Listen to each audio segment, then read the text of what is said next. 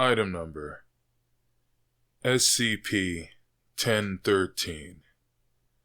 Object Class Keter. Special Containment Procedures. Standard Safety Procedures for Visually Reactive Items, ED-8, are to be posted at all times. Any staff entering the containment area are to review this document before entering.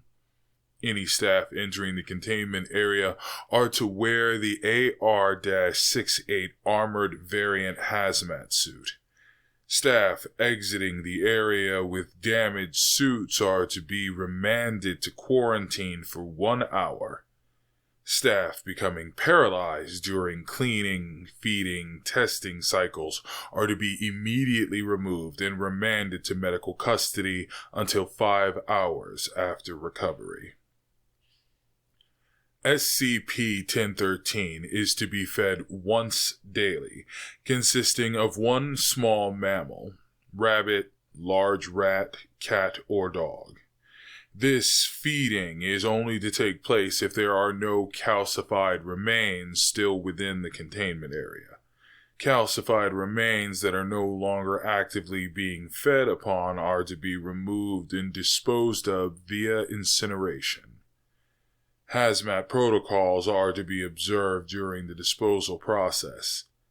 Test subjects' remains may be taken into the containment area for feeding purposes only when standard feeding practice cannot be observed. Staff succumbing to SCP-1013 pre-feeding effects are to be removed and disposed of. All remains must be disposed of within 1 hour of final calcification. Description: SCP-1013 appears to be a small reptile with a distinctly avian head.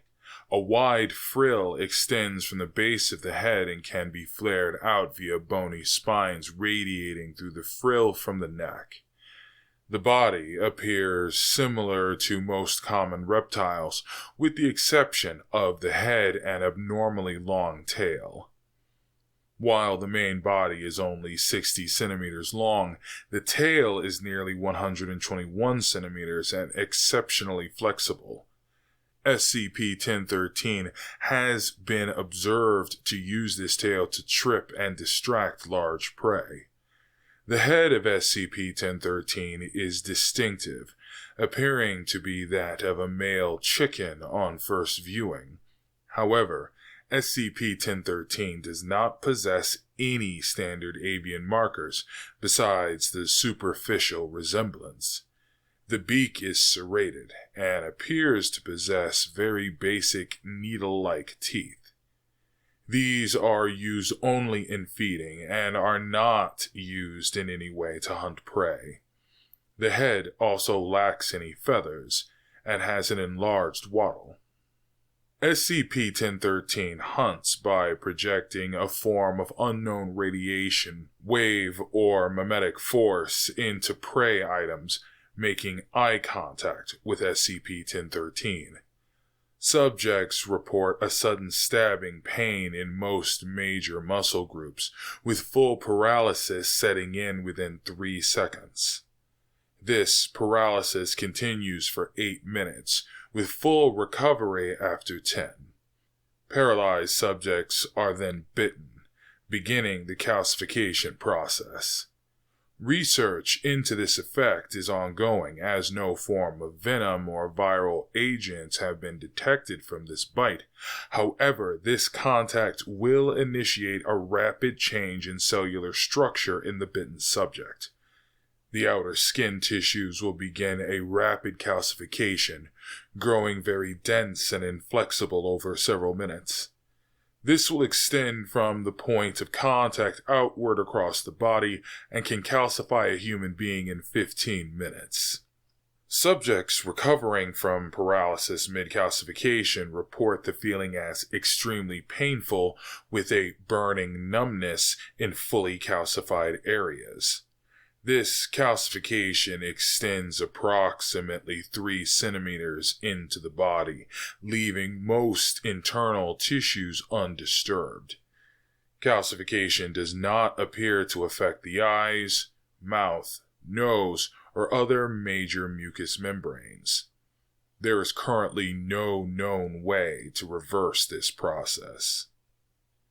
SCP-1013 will peck through the outer layer of hardened flesh and begin to consume tissues from the inside, burrowing deep into the body as flesh is consumed. SCP-1013 has a voracious appetite and will consume nearly twice its body weight at each feeding. SCP-1013 will only consume living tissue and will ignore dead or decomposing flesh. SCP-1013 has been noted to use natural body openings, mouth and eyes primarily when available, and is capable of compressing its body to fit into very small openings. Prey items often die from blood loss or massive internal damage before feeding is complete, leaving the remainder of tissues to decompose within the calcified tissue. This outer tissue will slowly break down, causing large sections to crack and fall free. This will expose muscle and internal tissues, which are then often predated upon by SCP-1013. SCP-1013 will sometimes wait for this process to begin before feeding. Addendum. Recovery Notes. SCP-1013 was discovered in Egypt near a former facility. Due to this proximity and the lack of additional SCP-1013 anywhere in the surrounding area, it is theorized SCP-1013 may be an engineered organism. SCP-1013 had calcified several animals and 2 shepherds and had been observed on multiple occasions. Recovery was achieved with only 1 death. Agent proving much of our initial information on the calcification process. Local communities dismissed the incident with no involvement from agents. Notes on behavior. SCP-1013 is somewhat similar to a spider, and will paralyze and calcify subjects even when not hungry, presumably to keep them for later.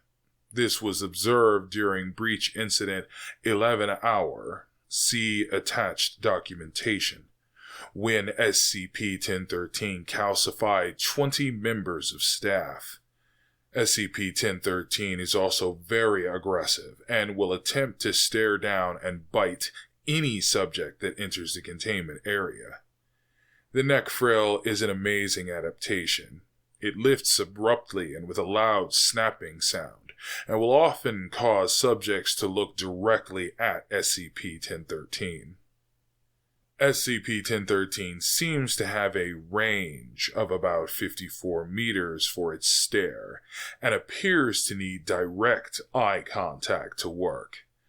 SCP-1013 appears to only paralyze 1 subject at a time, but can attack multiple subjects in rapid succession.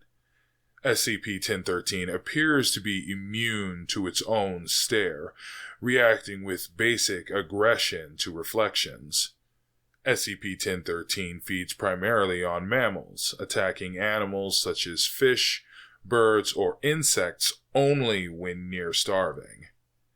SCP-1013 exhibits a preference for soft tissues, eating the eyes and tongue first whenever possible.